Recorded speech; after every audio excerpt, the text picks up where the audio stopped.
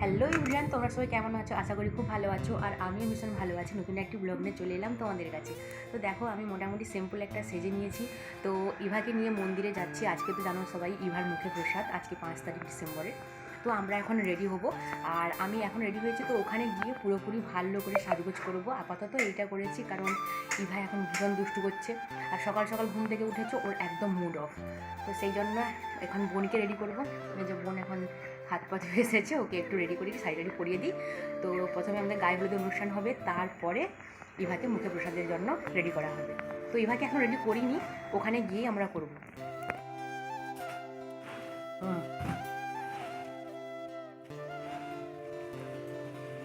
আজকে সবাই হলুদ আর সবুজ করবো।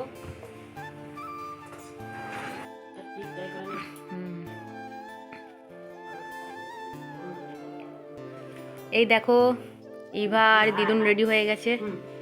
কত সুন্দর হলুদ আর সবুজ শাড়ি পরে নিয়েছে। আর ইভা এখন রেডি হয়নি, তো ওকে ওখানে গিয়ে রেডি করবো, কারণ এখন থেকে ওর অস্বস্তি করবে।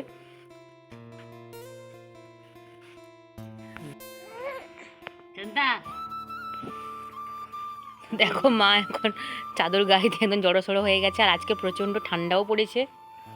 ওইদিকে এই যে সব সবজি বাজার হয়েছে, এখানে সবজি বাজার, শাক টাক, ওইদিকে ওলকপি, এইদিকে ঠাকুরের সমস্ত, আরে ফুলকপি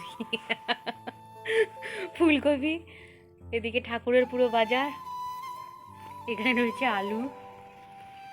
আর মা যে চৌকি দিয়ে বসেছে, টোটো এলে আমরা বেরোবো।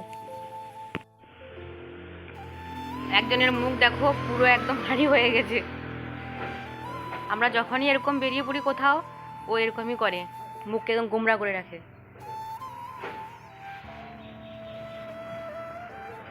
তার সকাল সকাল ঘোরার নেশা, আজকে ঘুরতে পারেনি। আজকে আমরা সবাই একটু বেরোচ্ছিলাম বলে, ওই জন্য তার মুড অফ।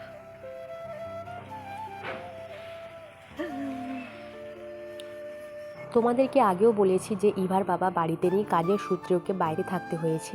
আর তোমরা অনেকেই জানো ইভার বাবা মার্চেন্ট নেভির জব করে, তো হুটহাট করে ছুটি চাইলেও পাওয়া যায় না। তো সেই জন্য দেখো ইভার অন্নপ্রাশনটা আমরা সেরকমভাবে বড় করে করছি না, যেরকম পারছি সেরকম মোটামুটি হচ্ছে।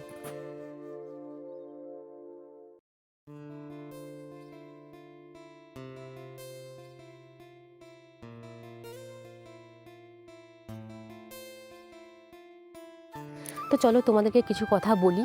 তো অনেকের মনে অনেকই প্রশ্ন আসছে যে ইভার বড় করে ধুমধাম করে কোনো অন্নপ্রাশন হলো না কেন? হ্যাঁ, অবশ্যই হলো না, কারণ আমরা করতে চাই না। যেখানে একটা মেয়ের বাবা বাইরে আছে আর আমরা এখানে ধুমধাম করে বড় করে অনুষ্ঠান করে নেব, এটা আমাদের দ্বারা সম্ভব নয়। দেখো, আমাদের প্রবলেম একমাত্র আমরাই বুঝবো, তো বাইরের কেউ বুঝবে না সেটা। অথচ অনেকে অনেক প্রশ্ন করবে, কেন হলো না, কী জন্য হলো না, এগুলোই বলবে। কিন্তু আমাদের যেটা সুবিধা হবে আমরা সেটাই করব। আর আমরা ইভার বাবা ছাড়া কখনোই অন্নপ্রাশন করতে পারবো না। হ্যাঁ, এটা ঠিকই, ইভার বিশেষ দিনটা আমরা কিন্তু একটু তুলে ধরেছি, যেমন পেরেছি তেমন করেছি, সব কিছুই আয়োজন করেছি। আর ইভার মামাবাড়ি থেকে যা যা একটা মেয়ের অন্নপ্রাশনের দরকার হয়, তো দিদুন দাদান হিসেবে সব কিছুই ইভাকে দিয়েছে, সব কিছুই। তো তোমাদেরকে সেটাও আমি শেয়ার করব। তো আপাতত চলে এসেছি দেখো মন্দিরে। এবারে আমরা হাত পা ধুয়ে নেব, এখানে কিছু নিয়মকানুন আছে, তো ওগুলো করব। আর আজকে হ্যাঁ বলে দিচ্ছি, তো ক্ষীরভোগের মাধ্যমে ইভার মুখে প্রসাদ হবে। যেমন ফল প্রসাদ দেওয়া হয়, তেমন ইভার হচ্ছে মুখে পায়েস দেওয়া হবে, সেটাই হচ্ছে ইভার মুখে প্রসাদ হবে। তারপরে ইভা ভাত টাত সব কিছুই খেতে পারবে। দেখো, তারপরে একটা কথা বলি, অনুষ্ঠান করলে কত আর অনুষ্ঠান না করলেও কত। যদি তুমি ধুমধাম করে অনুষ্ঠান করো, মানুষ যারা তোমার খুঁত ধরার জন্য চেষ্টা করবে, তারা যে কোনো কারণেই তোমার খুঁত ধরতে থাকবে। মানে এটা মানসিকতার প্রয়োজন হয়।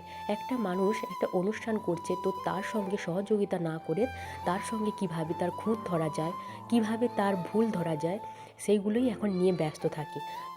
তো চলো ঠিক আছে, ওই সব ধরে কোনো লাভ নেই। যত ধরিবে তত আরও বেশি ঝামেলা বাড়বে। তার থেকে এক কান দিয়ে শোনো, এক কান দিয়ে বাইরে বের করে দাও, এটাই হচ্ছে। আর ইভাকে এখন তার মিমো ধরেছিল, আর আমরা একটু কাজকর্মে ব্যস্ত ছিলাম মন্দিরে। আর এটা হচ্ছে আমাদের পুরনো বাড়ি, মানে আমাদের জন্মস্থান। তো এখানে আমরা ছোট থেকেই বড় হয়েছি। আর বাবার চাকরির সূত্রে আমরা কয়েক বছরের জন্য বাইরে গেছিলাম, তো ওখানেই আমাদের পড়াশোনা সব কিছুই কমপ্লিট করে আবার আমরা এসেছি। তো এইখানেই আমার বাবা ট্রান্সফার নিয়েছিল, তারপরে সামনাসামনি ওই হাই স্কুলের ট্রান্সফার নেওয়ার ফলে আমরা এখানেই এখন আমাদের বাড়ি হয়ে গেছে। তো নতুন বাড়ি হয়ে গেছে, নতুন বাড়ি হওয়ার পর আমরা এখানেই থাকি সবাই। তো দেখো ইভাকে তো রেডি করে দিয়েছি, আর ইভার আবার ঘুম পেয়ে গেছে। ইভাকে সবাই নিচ্ছিল, আর ওর তো সব কিছুই অপরিচিত, তাই ভীষণ কান্নাকাটি করেছিল। আবার হাসছে খেলছে, এই নিয়ে ইভার সারাদিন কাটলো। তো ইভার এই স্পেশাল দিনটিতে আমরা সবাই খুব মজা করেছি, আনন্দ করেছি, আর ইভার প্রচুর প্রচুর ফটো তুলেছি। তো তোমরা নিশ্চয়ই দেখেছো ইভার সুন্দর সুন্দর ফটো। এই দেখো ইভার মিমি ভীষণ এক্সাইটেড ইভাকে নিয়ে, কি করবে কি না করবে খুঁজে পাচ্ছিল না। তারপরে এখানে যে হলুদ বাটা হয়ে গেছে, আর একটু ফুল দিয়ে ভালো করে হলুদ বাটিটা সাজিয়ে নিয়েছি। আর ওইদিকে ইভার স্নানের জন্য এই বাথটাবটা তার মিমি মিশো থেকে কিনেছিল। আর জানো তো এই দিনটা নিয়ে আমরা ভীষণ এক্সাইটেড, কবে এই দিনটি আসবে, কবে আমরা মজা করব, কবে ইভার জন্য সব কিছু কেনাকাটা করব। আর ভীষণ কেনাকাটা করেছে আমার বোন ইভার জন্য, প্রচুর জিনিস। এই যে দেখতে পাচ্ছ এত সুন্দর সুন্দর ড্রেস ইভার একটার পর একটা পরছে, তো সব কিছুই বোন পছন্দ করে দিয়েছে। আর এই দিনটির জন্য আমরা সবাই অপেক্ষা করছিলাম কবে এই দিনটি আসবে। তো যাই হোক, আরও একটা ভালো সময়, আরও একটা ভালো জিনিস তোমরা দেখতে পারবে। তো যেটা হচ্ছে ইভার মামা ভাত যেটা বলে, তো ইভার তো মামা নেই নিজের, সেই জন্য মামা ভাতের জায়গায় ইভার একমাত্র যে মিমি রয়েছে, তো ইভার মিমি ভাত হবে। তো সেটাও খুব শীঘ্রই তোমরা দেখতে পাবে। তো আপাতত এই ব্লগটায় তোমরা ইভার গায়ে হলুদ আর মন্দিরে প্রসাদ দেওয়া, তো এটাই তোমরা দেখতে পাবে। তারপরের ব্লগটা আসবে ইভার মিমি ভাত।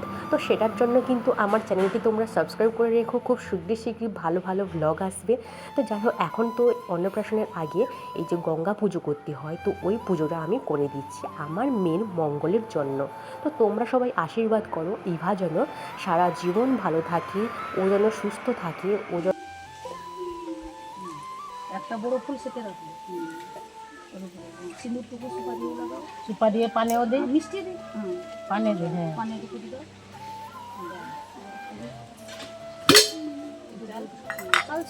পোষাতে দিয়ে দাও, তার সামনে টুকু দিয়ে দাও। হ্যাঁ, দুধ ঠাকুরের মাথায় দুধ দিবি যারা, সে প্রসাদ বেড়া যারা পুকুরে পড়ে। পুকুরে পড়ে সকাল খাওয়ার বাম হাতে না, কনিয়া হাতে বাম হাতটা কনিয়ে, হ্যাঁ সাবধানে। না না, গঙ্গা পূজা করে ডেকে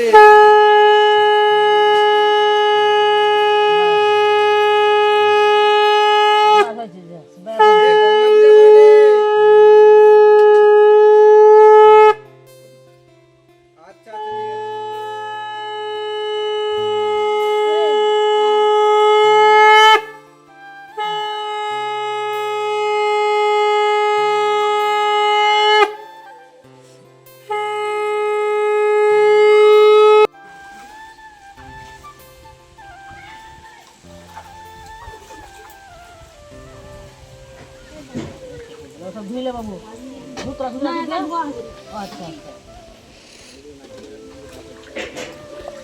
তো গঙ্গা পুজো তো করে নিলাম। এরপরে আমি গিয়ে ওখানে শাড়ি চেঞ্জ করে নিয়ে তারপরে আবার অন্য শাড়ি পরে নিব, আমাকে আবার মন্দিরে বসতে হবে। তো ওই ব্লগটা তোমরা পরের পার্টে দেখতে পাবে।